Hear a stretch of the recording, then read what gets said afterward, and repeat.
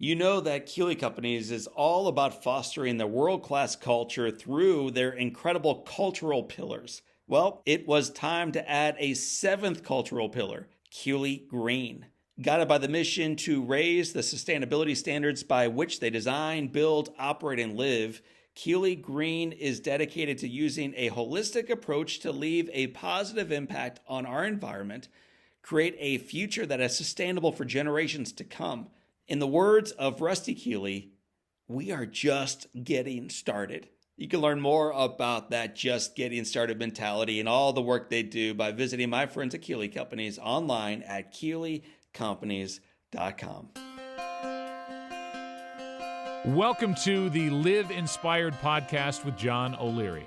John is the #1 national best-selling author of the book On Fire. He's a world-class inspirational speaker, and he's the host of the Live Inspired podcast.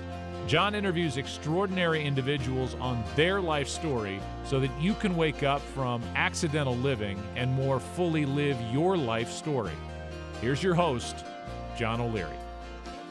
Well, hello, my friends, and welcome to the Live Inspired podcast with John O'Leary. Dr. Jessica Peck has spent more than 2 decades as a pediatric nurse practitioner, a professor, and a nationally recognized advocate for children and for their families. She's treated teens battling anxiety, depression, and self-harm. She's helped parents navigate the challenges of raising children in a rapidly changing world. That's the one we live in today. And she's fought to protect young people from modern-day dangers like cyberbullying and trafficking. But her most important role, it's a mom. She's a mom of 4 who has learned firsthand the power of forgiveness, resilience, and hope in parenting. Today, Jessica joins us to share her own struggles with perfectionism and family trauma shaped her journey, why healing is not just for you, it impacts generations to come, and how healthy communications can transform our most important relationships. She also shares some practical tools to help you and I create safe spaces for tough conversations, to set boundaries with love, and to guide our kids through life's biggest challenges with confidence, with love, and with grace. So, family, friends, sons, and daughters, buckle up, won't you? If you've ever felt overwhelmed with the pressures of parenting, this conversation today is for you. You will walk away with hope, with wisdom, and with real life strategies to strengthen your relationships and support the young people in your life. So pull your seat up a little bit closer as I bring in my friend and now yours. Her name is Dr. Jessica Peck.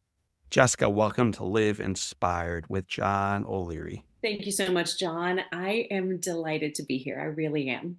Well, some of these times on these episodes, it's like I'm meeting someone for the first time. Sometimes it's someone who I've known my entire life. And then occasionally, like today, it's someone who I don't know that well, but I view as a friend. I've read your book. I've listened to your podcast. I've listened to your radio show. I've been interviewed on your radio show by you. And so as I sit across from you today and look into your eyes, man, I see a friend. So thank you for that. If you had to introduce yourself to our audience, and the question was, Jessica, tell me about you. How would you even answer that today? That's a hard question. Really, it is, because I feel like I've lived a lot of life in my lifetime. But I would say I'm a girl from Texas. I'm a mom of 4. I'm married to a rocket scientist who thinks it's really funny that people think I'm the smart one in the relationship. I am a Christ follower. I'm a nurse. I'm a nurse practitioner. And I'm on a mission to prescribe hope for healthy families. That's really me in a nutshell.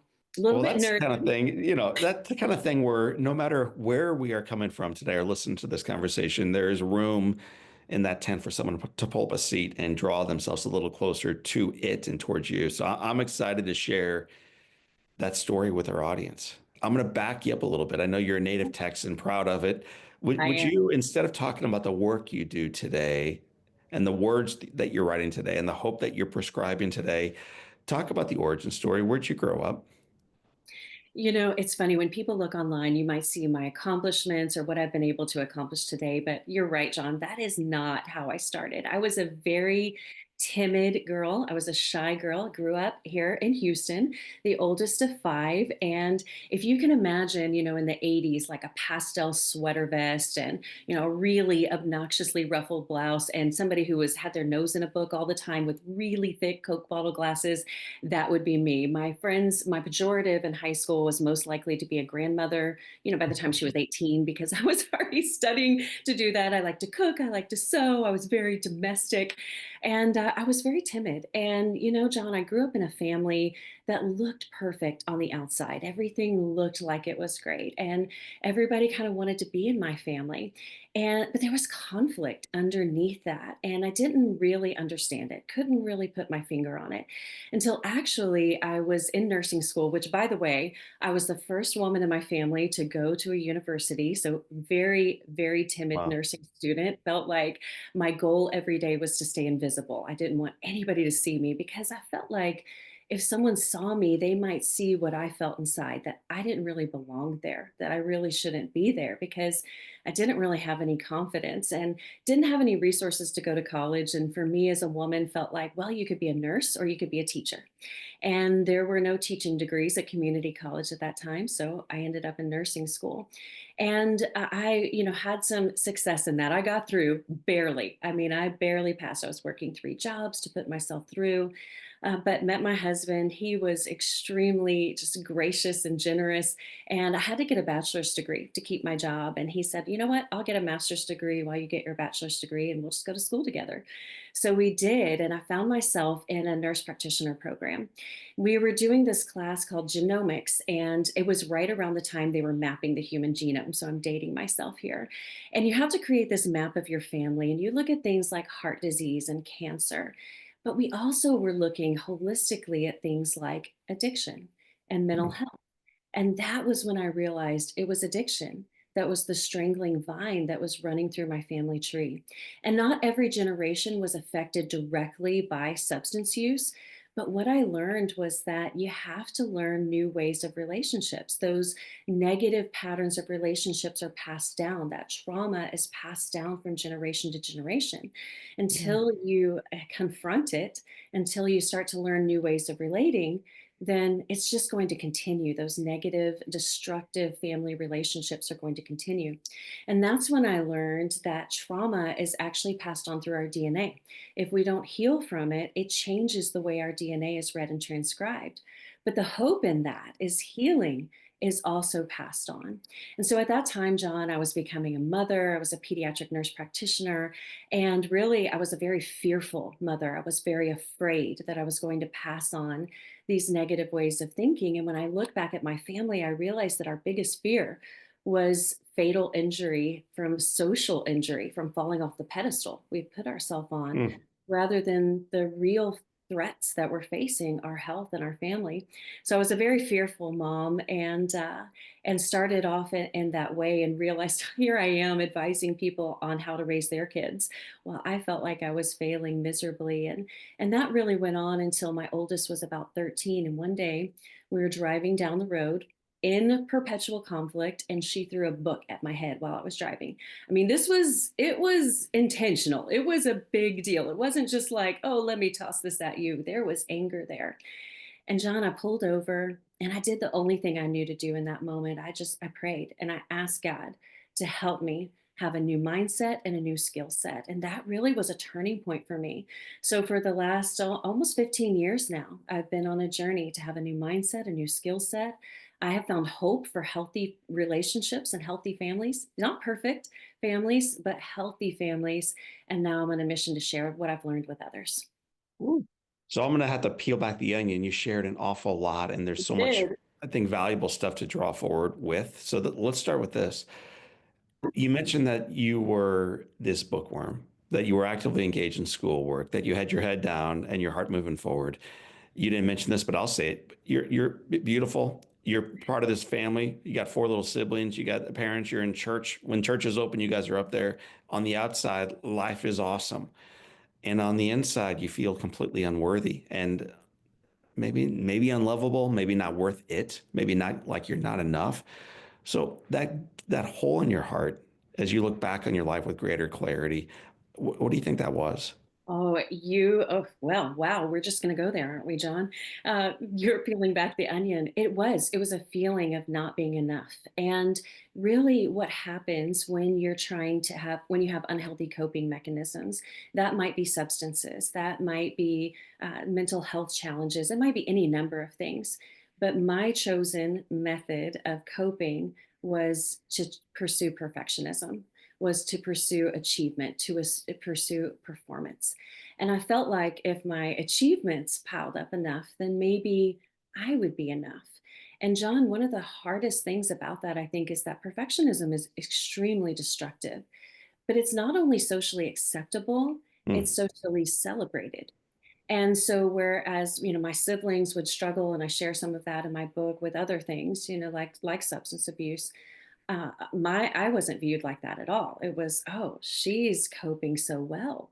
But yeah. I really wasn't, and when you try to fill that hole in your heart with achievements, it's just always gonna leave you disappointed, and you're never gonna be enough. And there's so much there too. So you also mentioned that you had a bit of a strained relationship with your mother in your book. Yes.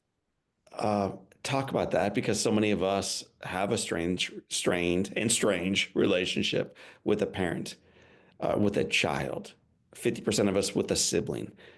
So as you look back on that, and as you're speaking out to our audience who are trying to rectify and redeem their broken relationships with loved ones, maybe what led to it and what has helped or could have helped to redeem it.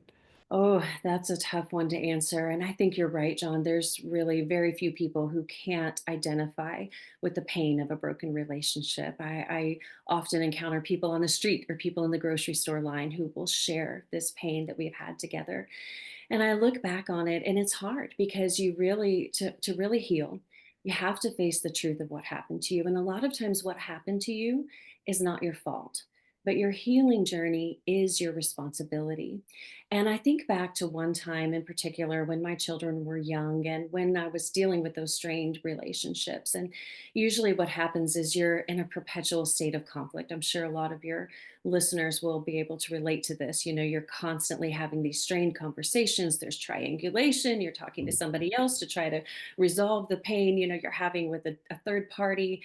And one day I was having one of those conversations on the phone and I was crying. I was very upset. And my husband came out, and this was before smartphones. So he went and got our digital camera, which was pretty big and obnoxious. And I was sitting on the recliner, and he came and he took a photo of me in that moment. I mean, I was just like, snot pouring down my face. Like it was not attractive. And honestly, John, I felt very betrayed. I was angry. And I said, "What are you doing? Why would you do that?" And he was so loving, John. And he turned that camera around. I saw that horrible picture of myself. And he said, "Honey, this is what our kids are seeing every day.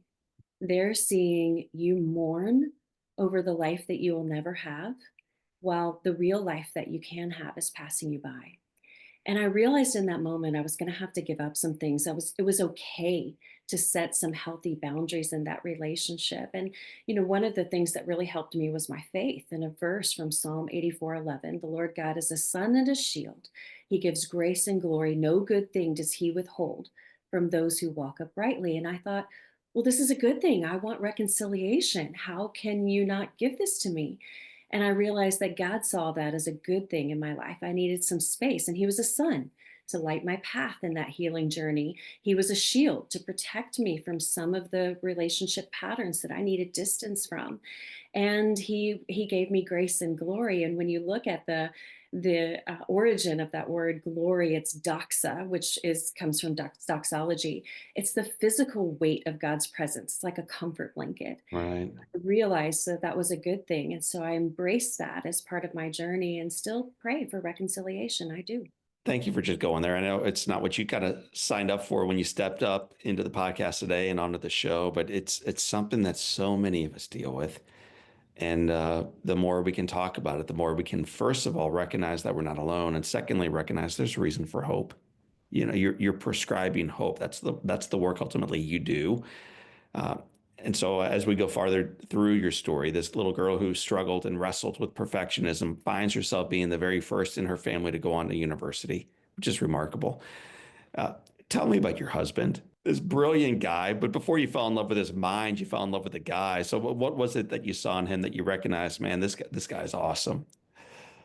Well, I actually, before I met my husband, I tended to, my type was an artistic kind of moody type. And then I meet this hockey player from Jersey, Italian, fiery, he loves to cook, which is great, but also brilliant. He is a real life rocket scientist. When I met him, I'll tell you a quick story on our first date. He came and we were set up on a blind date by a mutual friend. And I went out with him and we were sitting across the table. And all of a sudden, I realized he doesn't have any front teeth. And I'm thinking, did he have front teeth when he picked me up? Like, would I have noticed this? Like, and I'm having this inner dialogue, and I finally said, "Hey, I just want to make sure everything's okay. Is your mouth okay?" And he goes, "Oh yeah, my teeth are in my napkin."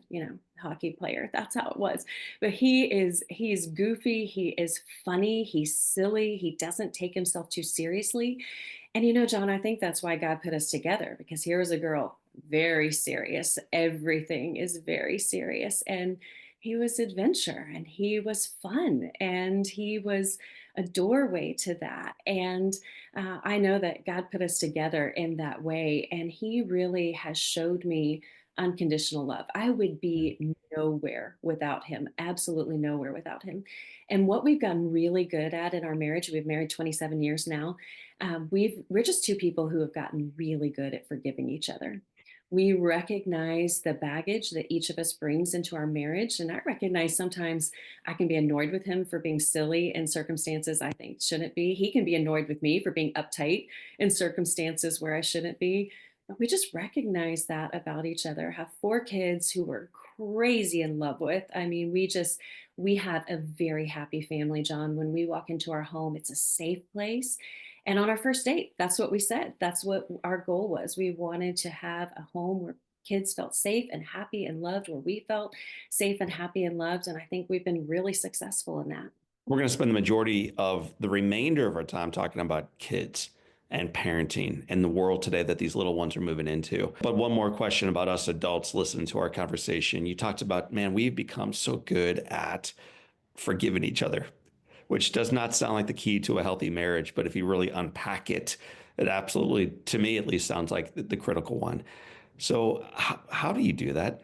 Because the little paper cuts burn.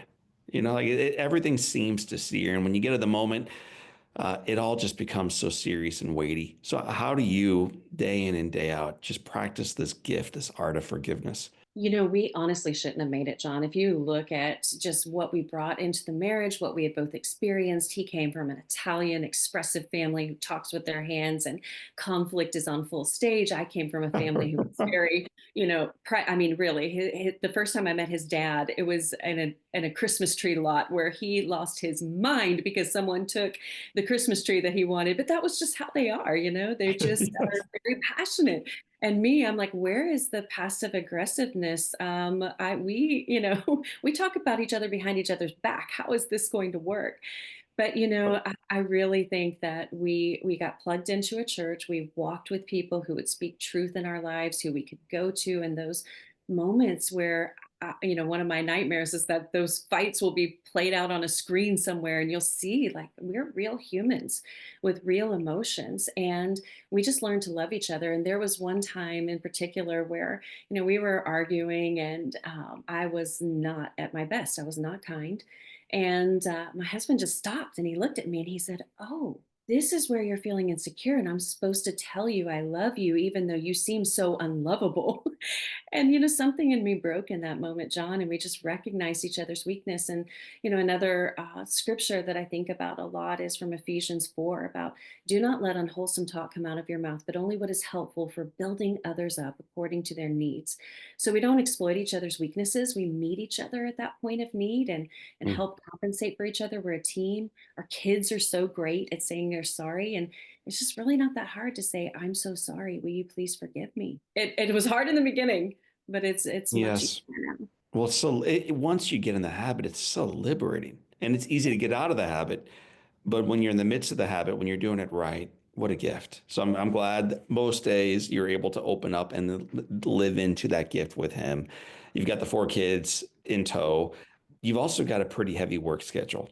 I Nurse do. practitioner, pediatric. What led you into peds and why nurse practitioner? Oh, goodness, John. Okay. What led me into peds? I wish I could give you an inspiring answer, but I actually thought I wanted to do geriatrics when I started nursing. I'd been volunteering at a nursing home that felt comfortable. Long story somewhat short, on my first day of clinical, the nurses gave me an older lady to take care of nursing home. She probably weighed 75 pounds. Imagine this tiny little baby lady in a bed, really contractured, not much mobility. And I really thought I would give her the best day ever. And she woke up, we met eye contact, and she started screaming at me obscenities I didn't even know could be combined together. And she wanted me to take out her dentures. I thought surely anybody could do this. So I did put on gloves, went to take out her dentures. She bit me, did not let go. Nurses had to get tongue depressors to pry her jaws open. And they said, "What are you doing?" And I said, "I'm just trying to take out her dentures." I was crying. And they said, "She doesn't have dentures." And that hateful lady, she started to laugh and laugh and laugh. So, long story short, I ended up in pediatrics. I thought that's more my speed. I love kids. But having said that, I Their love bites aren't as strong. that's right, exactly. Their diapers are smaller, I mean, just all of these things, right, from nursing. But I am so inspired by kids. They're so much more honest than adults. They're more resilient than adults. They're braver than adults.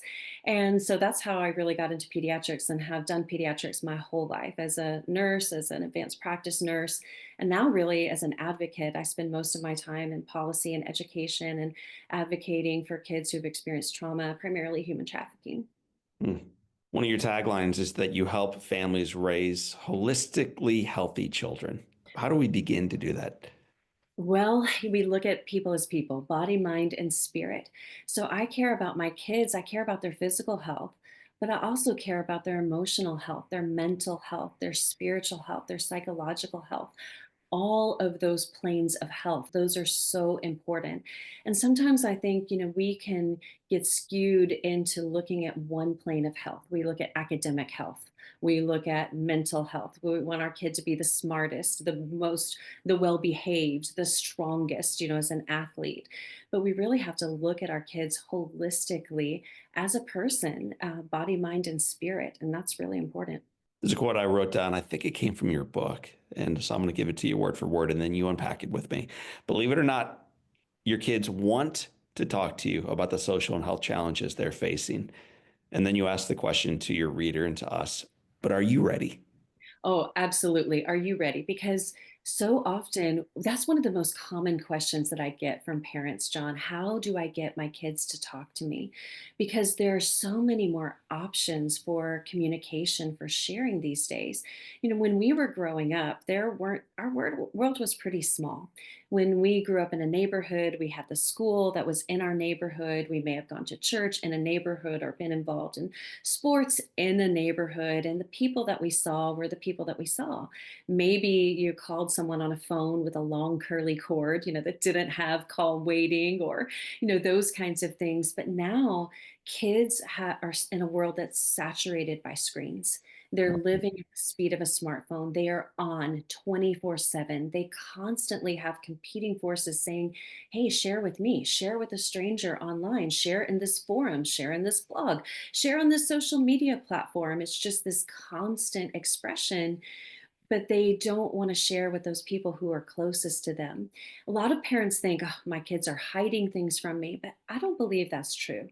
I believe that children really care about what their parents think of them, and it's scary to share those messages. They don't have an invitation to talk about things because they're experiencing things that maybe their parents or their grandparents Mhm. haven't opened that door to conversation about.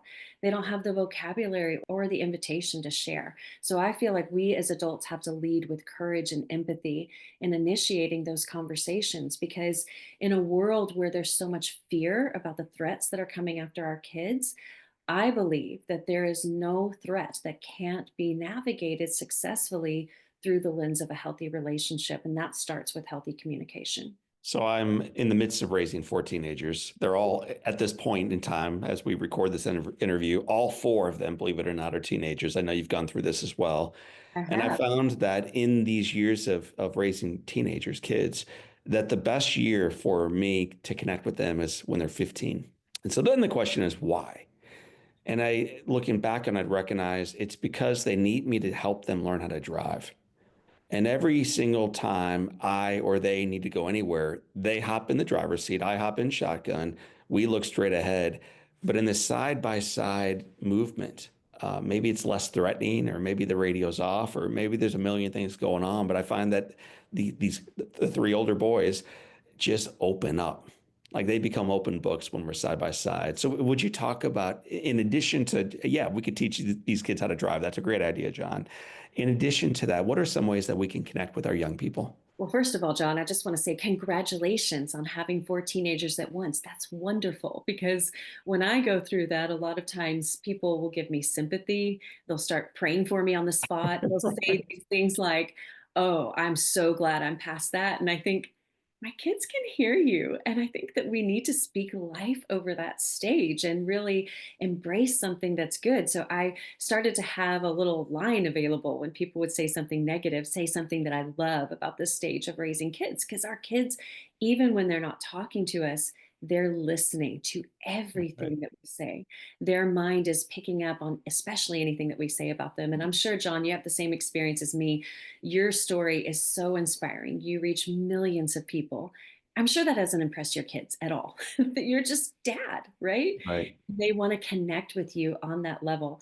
You make a great point about the side by side, doing something together, whether that's walking, fishing, playing a video game, maybe if that's your kid's thing, something side by side without the pressure of, okay, we're going to have a talk now. I want you to tell me everything. That just doesn't feel as natural. So stepping into their interests, stepping into their world, what they like, even if that's outside your comfort zone, that's a great way to start. Mm. You talk about fostering places where you can have non-judgmental conversations with your kids, like Right. creating these safe zones. Many of our listeners know exactly what kind of child they want to have, if you know what I mean. We know how we want them to behave and what we want them to do and what we want their social media performance to look like and athletic performance to look like. How do you then create this space that is safe, Mm. non-judgmental for our kids to bring to us the joys and the struggles of their day? Well, the first thing that you have to do is release your kids from the pressure of validating your parenting. We expect this instant gratification. We have to be honest with ourselves. When our kids behave the right way, when they look the right way, when they say the right thing, when they present themselves in public the right way, it gives us this immediate feedback loop that's really uncomfortable to think about that says, you're doing a good job as a parent. But Mm. when our kid is in a season of struggle, so often we want that to be fixed instantly. We act like we're a virtual assistant. They come to us and we want them just to give us their problem. What's your problem? How can I help you today? Right. Oh, well, here's your solution. Just do this. And, would you take a survey about my service? And that's not how it works. And so we've got to start by creating a safe space.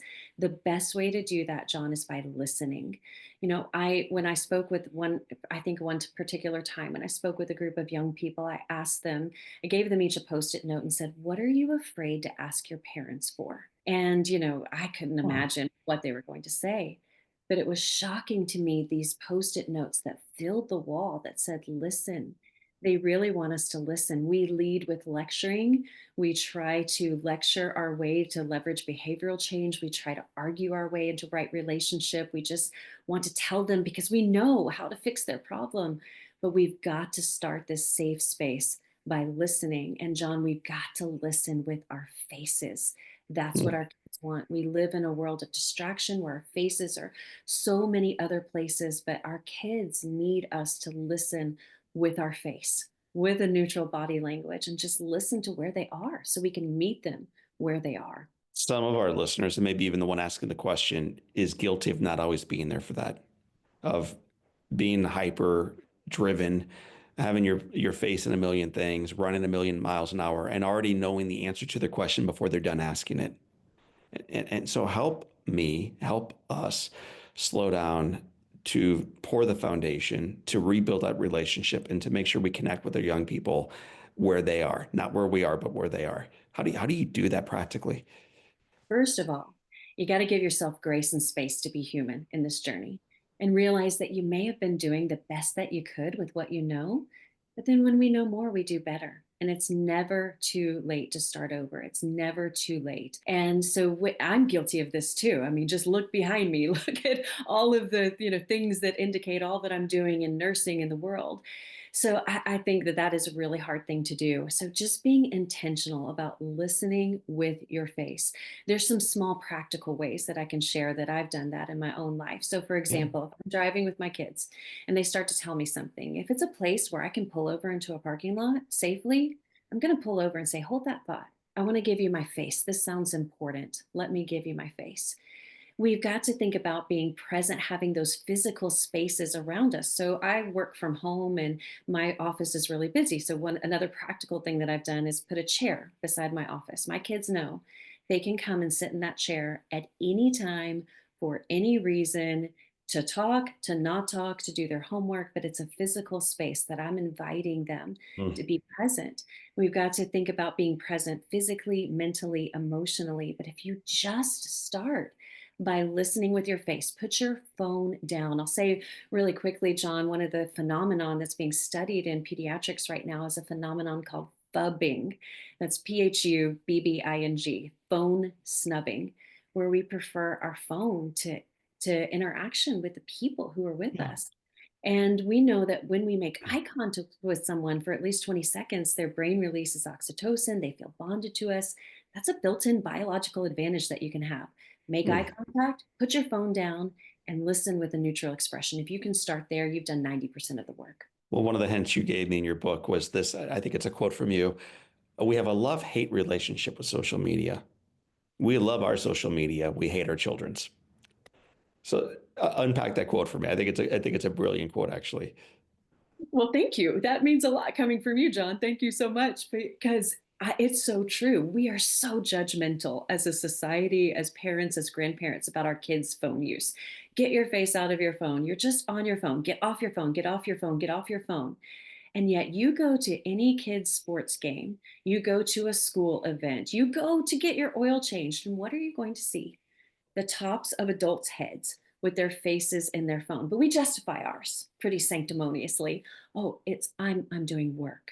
Oh, I'm just talking to your grandmother or whatever it is, that we justify. But our kids don't see the difference in that. And you can open social media and see all kinds of reels where they imitate us, ignoring them. Like POV, you ask your mom a question and this is how it goes. And so we have got, usually, if you see something in your child that's really annoying, and you think that behavioral trait, that personality trait, they're usually getting it from us. And it annoys us because it annoys us in ourselves. So we've really got to get honest about our own phone use. All right, well, let's get honest, less about ours and more about theirs now. How do we create appropriate barriers and set the right path so our kids, whether they're 11 or 19 or even older, are successful with the technology that is not going anywhere? Oh, you're absolutely right, John. It is here to stay. And I think that we need to not focus on being the phone police. There's so much about limitations. Let's get the phones out of school. Let's limit screen time. Let's use technology to, monitor it. And there's something to be said for that. Those can be helpful tools. But I think the answer is actually a lot more simple than that. We need to provide compelling alternatives. That's it. They're on their phones because they're bored. They don't have any engagement. They want engagement with us. And what I found is that when I provide a compelling alternative, they want to spend time with me and they'll do that. So it's go on a walk, it's play a game, it's hey, let's go have fun with as a family. It's hey, if you're playing a video game, I'll sit down and play it with you. You're playing basketball. John, I am horrible at basketball, but I'll still go out there and try. I'll still try to do that. But I think that, just providing a compelling alternative, that's the way to do it. And modeling it healthy ourselves, healthy use ourselves. So as a nurse practitioner, these young people are coming into your office. Mom and dad sometimes are invited to leave the room, the door shuts, and now it's you and a teenager, you and a young person. What kind of stuff are you hearing today that you may not have been hearing? You've been doing this work 20, 25 years, 3, 5, 10 years ago. What's changing in our kids? I look back, I've been in pediatrics for almost 30 years now, and I just almost don't even recognize it. When I started in pediatrics, my roles would be like in March, I would set up a tent on the corner of the lawn of our clinic because March was chickenpox season and parents would drive by and they would open the door and I would say, "Yes, that's chickenpox," or "No, it's not," because we don't want you coming in the clinic. Obviously, the world has definitely changed and we see kids facing threats that we just didn't see before. So in my book Behind Closed Doors, I talk about the top 12 things that I'm seeing. Mental health, a lot of risk taking behaviors that are happening on social media, because a lot of times parents will think when their kids make a mistake, especially on their phone or social media, they think it's a moral failure, like, "Oh, you rejected the values that I've taught you." But we know that kids, their brain development, they don't really get that abstract concept of values to drive to their decision making till their late teens and early 20s. Most of the time, it's just impulsivity, where their thumb moves faster than the prefrontal cortex in their brain. It's a failure of decision making. And we put this weapon, a smartphone, in the hands of kids who are not developmentally prepared to use it. They have underdeveloped character to handle the overexposure that comes with a phone. And so most of the time, I see kids who have experienced some sort of harm related to smartphone use and they're worried about it, but they haven't talked about it. So their body starts to process that psychological trauma that they've had. And it comes out as a bellyache. It comes out as joint pain. It comes out as I'm not sleeping well. And the parents come in because they're worried about their blood sugar or do they have cancer or diabetes or something like that. And it's usually just unprocessed trauma. And that's what I'm uncovering. Mhm. So help us process that unprocessed trauma. Help us de-weaponize these supercomputers that every kid has in their pocket, under their desk, in their backpack, at the soccer practice, and in the bedroom. Yeah. These phones are attached to their hand like a bracelet to a wrist. So help us, first of all, better lead them, but probably if we do that, probably lead ourselves as well. Well, you're right, and especially in the bedroom, in their bedroom, I see parents who are really worried about their kids getting fentanyl, their kids being kidnapped by a trafficker, these things that are not as likely to happen. But we're really kind of apathetic about the thousands of strangers that our kids invite into their bedroom, into their most private, intimate space on a nightly basis through their social media. And I think because we didn't grow up with social media, John, and phones, we just kind of don't understand it. So there's this uneasy truce, and we think, let's just kind of hope everything goes okay. Right. Got to take a proactive approach. So, first of all, I would say don't be afraid to be that parent that has limits. I was that parent. So, one of the rules I had was when kids came over, they had a phone. I had a phone check-in station. Everybody checked in their phone because the playing field is uneven. Some have a phone, some don't. Some have social media, some don't. Some have rules, some don't. They could access it there, but it wasn't going into my kids' rooms. And you had to be that parent, where they look at me like, "Are you serious?" Yes, I'm serious. And I negotiated this with my kids in advance. They knew the rule and they were on board with it. They came on board with it. And one of the stories I tell in my book, John, is when my daughter wanted social media as a professor, bless her heart, she's a daughter of a professor. I assigned her a paper to write and she wrote the paper. And at the end of the paper, she wrote all about the risks, the benefits, what she would do. She wrote at the end of the paper, after doing this research, I realize I'm not ready for a phone. And I will decline it at this time. It was one of my proudest parenting moments ever, but most humbling. So first of all, don't be afraid to be that parent to have limits, to just say no. The second thing is engaging in relationship, knowing what's going on in their life, saying you can always talk to me about anything, having rhythms where you're having points of connection all the time. They have that open invitation to talk to you. If you can do those things, set healthy limits in the context of a relationship where you're routinely connecting, that is going to go a really long way. One of the other quotes I wrote down, and I have a list of about 40 in front of me, but here comes the next one. We won't have time for all of them, but this one I think should move us to really sit up and take notes. Today's teens are feeling more isolated, more anxious, more depressed, than any previous generation, and they are struggling with more complex challenges.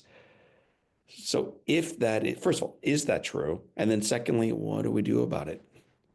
It's absolutely true. The things that they are processing and think about are so much more complex. Like I said, the world is a lot bigger.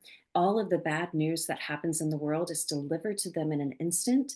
And then if they click on one video because they're curious, all of a sudden the algorithm that social media platforms are employing psychologists to keep them on that platform, that's their sole job. That's not a fair fight. Then all of a sudden their worldview is changing, and that way that they're seeing the world is coming through the lens of what they're seeing on a screen. So, yes, it's absolutely true. Yes, it's true. We have a crisis of mental health. Yes, it's true. We have a crisis of suicide. I see that almost every day in my practice. Yes, it's true. We have an epidemic of loneliness. But we know a lot about resilience, John. And I think if you want to know a case study in resilience, that would be you, and seeing hope and resilience from an unbelievable tragedy and going on to find hope and health in that. Mm. We know that the number one predictor of resilience is meaningful connection through a healthy relationship to adult in their life. And no matter if your kid's a toddler, a teen, or grown up, we have the amazing privilege as parents to choose for that person to be us, to be that safe space in an unsafe world. And that's where we're going to find hope. I have a friend who is a college professor. Her classroom, well, I won't give any more specifics other than to say that almost everybody, she can't point to one person in this classroom who does not acknowledge that they are dealing with anxiety, with depression. They're, she can't acknowledge one person in the room who isn't already speaking with a counselor. And so my question is, it's kind of a both and. One is, what has led to such a severe degree of our young people feeling like they're just not a college kid? It didn't mean I didn't have issues in college. I had major issues, man. That's my roommates. But for us at that time, it was like, just it was kind of part of the journey. And now it's become this chronic driver that is really stealing people's hope. And as someone who prescribes hope, that's your job. What has led to so many young people feeling so much despair and anxiety? And then what is the prescription to alleviate it? It's so hard to narrow it down, but I do think that there are some specific factors that are contributing to this. One is living at the speed of a smartphone. The world is on 24/7. Before, if you had a bully at school, you maybe had the summer where you could get away from them and you didn't see them. Now we have these cyber environments that are 24/7. There's constantly the fear of going viral. Their lives are videotaped every second. I think of a girl named Lily. Her story was widely shared in the news. She was just a young girl on a train. She had a condition called neurofibromatosis, where she had little tumors all over her body. It was at the stage when mpox, or at that time it was called monkeypox, was in the news. And a stranger filmed her and changed her life with two emojis, put a monkey face and a question mark, basically asking the world, does this girl have monkeypox on a train, and is she a danger to us? Well, it went viral everywhere. Millions of people saw it. Her sister saw it. This is the world our kids are living in, where they're afraid of that. I think of another youth event where I said, what do you see on social media that your parents don't know you see? And again, they did the post-it notes, and one word, John, it was perfection. They Mm, feel like this is a curated social media world where there's constant comparison, which we know is the thief of joy. And they may post something on a viral trend, and they get, their friend gets 4,000 likes and they get two. And they think, right. what's wrong with me that I can do this? So, all of these things, I think it's a crisis of worldview. And when what's celebrated today is canceled tomorrow, one little word that they say could change the trajectory of their life. It's no wonder they're living in a world of fear and anxiety. Now, on the other side of the coin, you said both and. We also live in a world that's talking more about mental health struggles. We saw this happen with Simone Biles after she withdrew from the Olympics, where some people called her a hero, some people called her a traitor to her country. These are the words that were used. I reject both of those characterizations. I think she's a human who had Mm, emotions. And we also can't medicalize every feeling of anxiety or depression or those emotions that are just on the normal spectrum of emotions. So, how do we change this? Well, for me, as a person of faith, I believe that Standing for me, standing on the timeless truths of God's word, something that never, ever changes, something that is the same yesterday, today, and forever, those truths that don't change. Having meaningful connection to people in your life who are not perfect, are pursuing healthy relationships with you, having those connections, having those meaningful in person relationships that are so rich, that's where we've got to start. Another step that you would take in addition to those aspects is this idea of intentional gratitude. Why should a teenager or someone even younger than a teenager or those listening to our conversation today at any age choose intentional gratitude? Gratitude is so powerful. I call it vitamin G. I got that from one of my other nurse friends because it has such tremendous health benefits. And before I say anything about gratitude, I'll say that's one thing that I do in my show, the Dr. Nurse Mama Show. I have my professor brain, my hands on nursing experience, and my heart as a mom to help people cultivate healthy habits. We have 52 healthy habits for healthy families. And it's just in these little rhythms, John, and these little habits, people today want an instant fix. They want something magic. They want something, a life hack that's going to fix their relationships. But it's really in these everyday disciplines. And one of those is intentional gratitude. So we know that science shows people who are intentionally grateful, and whatever that is, and whether that's talking about it, your family, just going around saying one thing you're grateful for, having a gratitude jar, a gratitude journal, having expressing gratitude in your prayers, playing a music that helps you to be thankful, stopping and counting your blessings. We know that it lowers their risk of heart disease, of stroke, of cancer. They're happier, they're less likely to take risky behaviors. I mean, the list goes on and on and on. And I think about as another scripture. A lot of scripture is integrated into where I find hope. But I think about Philippians: "Be anxious for nothing, but in everything, by prayer and supplication with thanksgiving, present your requests to God. And the peace of God will guard your heart and your mind in Christ Jesus."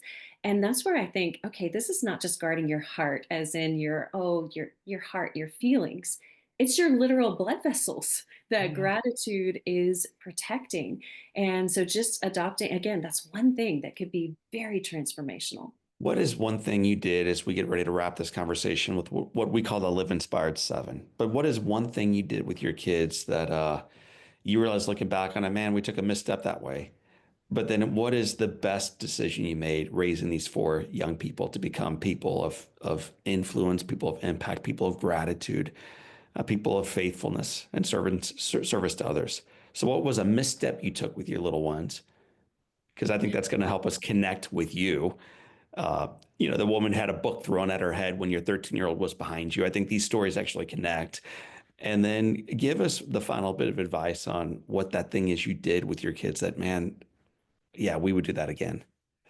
Well, let's bring it full circle here, John. So I could tell you 1,000 mistakes, and I'm sure my kids would love to line up at the They're microphone and lined talk up out the about. door. They're in the chair right now next to you, ready to bark out the mistakes mom and dad made. I look forward to We that call this podcast. my mom fails, and they'll troll me about it, and I love it. I love that they will call me out on that. But I think, one of the biggest mistakes that I made was just having a fear-based approach. So afraid of the threats that could come to them that I tried to control their behavior because that was the way that I could make myself feel better as a mom. I could feel like I was on the right track, and I cared more about what they did than how they felt. I cared more about their action than I cared about the heart of what was going on. And I look at this and I feel like I would generalize a behavioral struggle into a character flaw. And John, it breaks my heart to say that I did this. I would speak words of shame over them. I would say things like, "Why do you always? Why do you never? Why can't you ever? Why do you," when you start speaking words like that, instead of saying something like, "You're a great kid who's just struggling with this one thing. And I have the confidence that you will overcome it." And parenting is for the long game, John. Planting and harvesting don't happen in the same season. And I remember the first time I was able to go to Hawaii, I saw a pineapple field and it was just red dirt, like nothing out there. It was not pretty at all. And I learned that it takes about 2 years for a pineapple to grow. Yet I see workers out there who are taking care of it because they planted that seed. They know a pineapple will grow. And that was convicting to me because I thought, I've got to have that confidence. My kids need to see that in my eyes. I believe in you because Mm, that's what they really need. mm. And that's what I want to give parents hope for and families hope for. That hey, your family's not going to be perfect, but you can be healthy and you can find hope in that. Dr. Jessica Peck, it has been an honor having you on our show. We have 7 questions that we guide all of our guests through. And so we're going to start with question number 1. What's been the most impactful book you've ever read? The Bible, hands down, found no greater words of hope or healing than the Bible. There's a fair amount of books within that larger book. Is there one for our listeners who may never have read any of it where you might encourage them to go first? A great place to start is the book of John. It's the story of Jesus, and it's got so much hope for you because I feel like in a world, where there is so little hope, I want to find hope that God has a plan for me. He loves me. He knows me. He sent his son for me. And that's really hopeful to me. And the other book that I love, of course, is Psalms and Proverbs. I love just Psalms are songs, and music is a big part of my life. And Proverbs is a book of wisdom, which I need on a daily, if not hourly basis. What's one positive characteristic, one beautiful trait you possessed as a little girl growing up in the heart of Texas that you wish you exhibited as brilliantly today? I feel like I was optimistic as a little girl. I have hope for the world. And sometimes I feel like that pessimism, even though it probably seems like I don't feel that way, I struggle with pessimism. I struggle with thinking, what is the state of the world? And so I wish that I could be as hopeful as that little girl. And I'm still trying to do that. If your home caught fire, your rocket scientist husband is out, hockey player, he's brought his teeth with him. The kids are out safely, the animals are out safely, and you have an opportunity of running back into that house and grabbing one item that matters to you. What's that one physical thing you would grab? Well, I hope you won't disallow this that I have two answers for the same question, but it would be my Bible.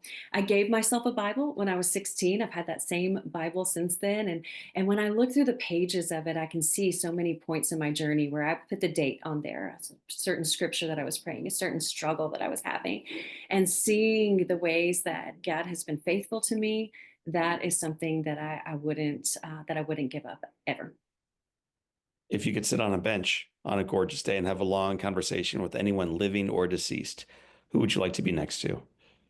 My granny, for sure. That is my grandmother. My grandmother is such a she went to heaven about almost 2 years ago, and but I lived with her during nursing school. She's such a tremendous woman of faith, such a woman of grit and grace. I absolutely loved her. She's the kind of woman who, if you walk into her bathroom, on the bathroom counter, she's going to have her guidepost devotional open to the right day with her tithing check as a bookmark. Just always a lady who was serving other people, who would wear pearls no matter if she was wearing a church dress or a sweatsuit, and just funny. She was really funny, knew how to tell it like it was. She was just, I would be with her all day, every day. What's the best advice Granny or anyone else ever gave you? So the best advice you've ever received is The best advice I've ever received, and it's so hard to categorize that into one thing, but since we've talked about parenting, I'll think about that. And that's one thing that my granny gave me, is to embrace every stage. Don't mourn the past. Don't fixate on the future, but really live in the present. And don't make your kids feel guilty for growing up, because that's what they're supposed to do. But really live in the present. And that's something my husband has been very good about. He tells me all the time, carpe diem, because I always think I tend to fixate on the past and think, oh, well, this happened and how's this affecting this or in the future. But it's carpe diem. Just embrace the stage that you're in. Just, it's not about the destination, it's about the journey. if you could go back in time just a couple of years to when you were 20 and whisper a little bit of wisdom her way, what would you say? Oh, I look back at that girl and I would just tell her to hold on, that the best is yet to come, not to lose hope, not to be discouraged, not to give up. When I would go to her when she's looking for change in the cushions of her car to get enough gas money to go to school, and when she's looking to see, did I pass pediatrics? Oh my goodness, barely, barely you did. I would tell her, Gross anatomy. hold Yes. on, honey. Yeah, hold on. Better things are yet to come. Dr. Jessica Peck, it has been said that all great people can have their lives summed up in one sentence. How would you like yours to read? I hope that people would say that she was a faithful woman. You'll find her singing in heaven one day, and that she prescribed hope for healthy families. Well, Jessica, thank you for being a faithful, fun loving, joyous individual. Thank you for prescribing hope into a marketplace longing for it. And thank you for partying with us on the Live Inspired podcast. It's been awesome. Thank you so much, John. Thank you for all that you do to serve your listeners. My friends, throughout our conversation with Jessica Peck, she spoke about her husband. And she talked about a man who brings adventure and fun, a little bit of unpredictability and humor into her life. Hearing about him reminded me of another guest we had on, who my mother considers one of the finest comedians she's ever heard. She loves this guy, and so will you. His name is Sebastian Maniscalco. Sebastian, known as the hottest comic in America, he probably titled that himself, shares how hustle, perseverance, and embracing his roots led him to sell out shows nationwide. His Italian upbringing, it's a great story, larger than life storytelling, and hilarious take on everyday life makes this episode and his shows one that you will never forget. You're going to love it. You may even appreciate some colorful characters in your own family a little bit more when you hear about some of the colorful characters in this family. If you could use a good laugh or a dose of joy in your life, check out Sebastian Maniscalco on episode 334 of the Live Inspired podcast with John O'Leary. One more time, episode 334 of the Live Inspired podcast. And if you're not sure how to track that one down, let me help you. Cruise with me right now to johnolearyinspires.com/podcast. We will have a link to Sebastian's episode in the show notes. My friends, I'm always supremely grateful for your time and your attention and your belief that these episodes matter to you in your world and in your life. If today's episode mattered and impacted you, awesome. Do me a favor. Don't just be inspired by it. Don't just live it out loud through your lives, but tell a friend. Tell one person in your world that you listen to the Live Inspired podcast with John O'Leary, and so should they. I'm grateful for that. I'm grateful for you. I know that the foundation is firm and the best is yet to come. So for this time, and until next time, my name is John O'Leary. Today is your day. What a gift. Live inspired.